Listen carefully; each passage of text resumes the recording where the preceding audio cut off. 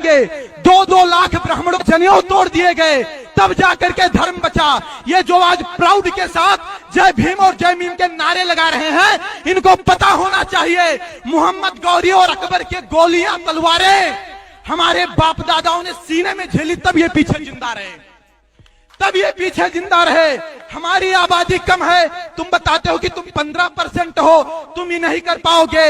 हमारी आबादी हिजड़ों की तरह ताली बजाकर नहीं खत्म हुई है, मर्दों की तरह देश और धर्म के लिए लड़कर खत्म हुई है। 12-12 साल के राजपूत लड़के, उनकी माताएं इसे तिलक लगा देती थी और युद्ध क्षेत्र में भेज देती थी, और जो बहनें होती थी वो जौहर कर लेती थी। यहाँ जनेऊ तोड़ दिए जाते थे, तब धर्म बचा है। मंगल पांडे, भगत सिंह शादी विवाह नहीं किए और देश के लिए लड़ गए, तब ये आजाद है।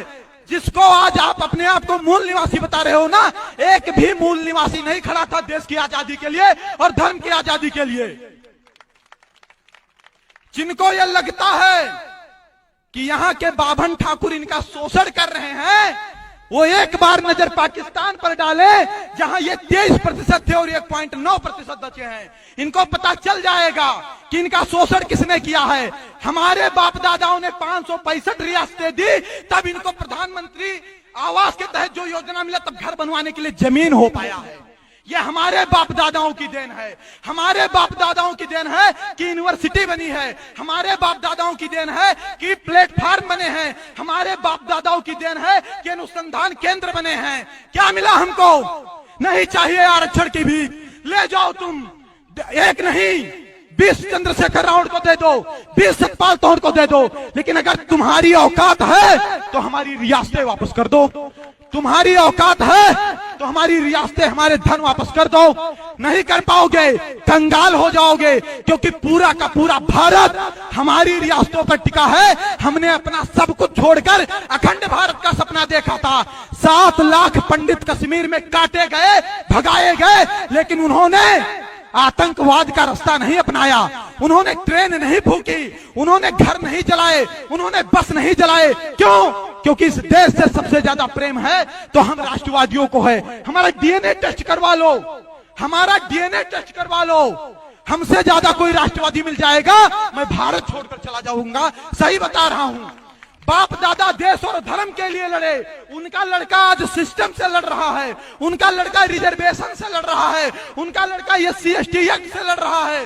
भारत में पहले जब मृत्यु दंड दिया जाता था तो मृत्यु दंड के अपराधी से उसकी आखिरी इच्छा पूछी जाती थी। पूछी जाती थी कि नहीं पूछी जाती थी? मृत्यु दंड के अधिकारी से आखिरी इच्छा पूछी जाती थी। लेकिन हमारे देश का संविधान तो देखिए, हमारे देश में समानता का अधिकार तो देखिए, हमारे देश की डेमोक्रेसी तो देखिए।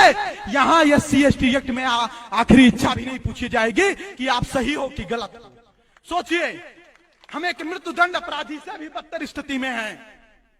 मुस्कुराइए मत, सोचिए, चिंतन करिए, कहां थे, कहां पहुंच गए, कहां थे, कहां पहुंच गए, और आने वाले समय में कहां पहुंचेंगे।